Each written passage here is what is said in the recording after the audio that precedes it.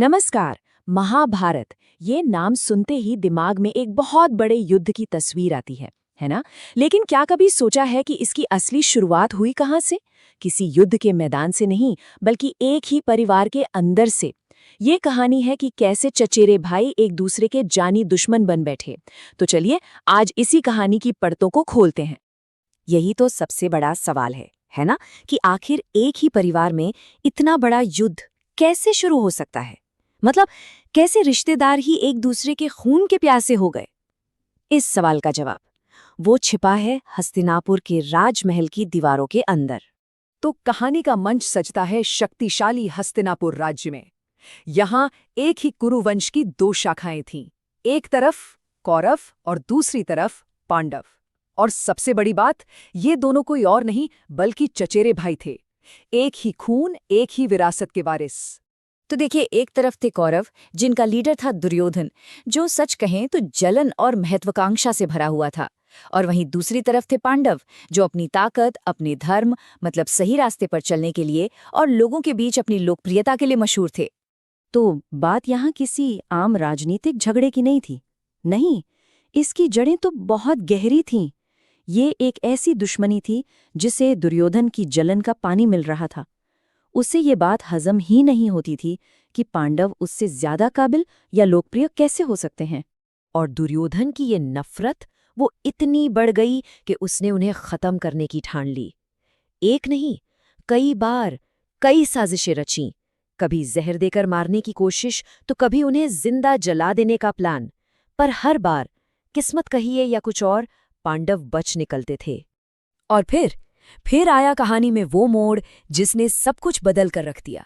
एक ऐसी घटना जिसके बाद सुलह के सारे दरवाजे बंद हो गए। वो थी द्यूत सभा। जी हाँ, चौसर का एक खेल। और इसी खेल ने पूरी कहानी का रुख मोड़ दिया। उस खेल में क्या हुआ? पांडवों में सबसे बड़े युधिष्ठिर एक के बाद एक सब कुछ हारते चले गए। सोचिए, पहले अपना पूरा राज्य हारा, फिर अपने ही भाइयों को दांव पर लगा दिया, और आखिर में उन्होंने अपनी पत्नी द्रौपदी को भी दांव पर लगा दिया और उन्हें भी हार गए। और इसके बाद जो हुआ वो सिर्फ एक हार नहीं थी।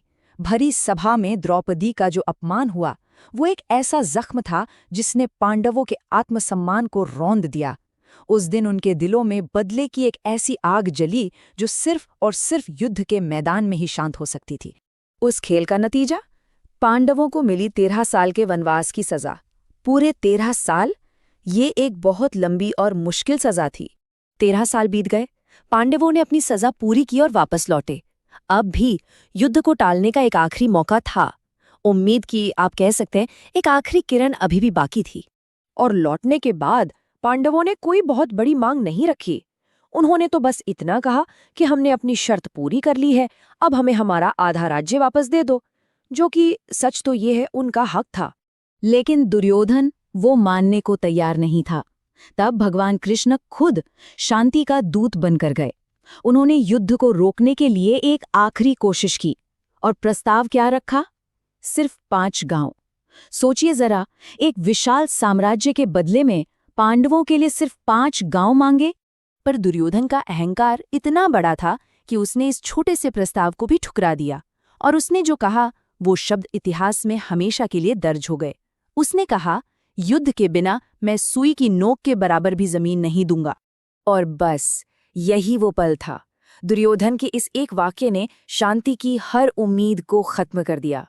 अब ये तय हो गया था कि युद्ध होकर रहेगा, उसे कोई नहीं रोक सकता था। दुर्योधन के उस इनकार के साथ ही समझिए महायुद्ध का बिगुल बज चुका था। दोनों तरफ की सेनाएं कुरुक्षेत्र के मैदान में आकर आमने सामने खड़ी हो गई। और इसी महान युद्ध को हम सब आज महाभारत के नाम से जानते हैं। पर यह सिर्फ जमीन के एक टुकड़े के लिए लड़ी गई लड़ाई नहीं थी।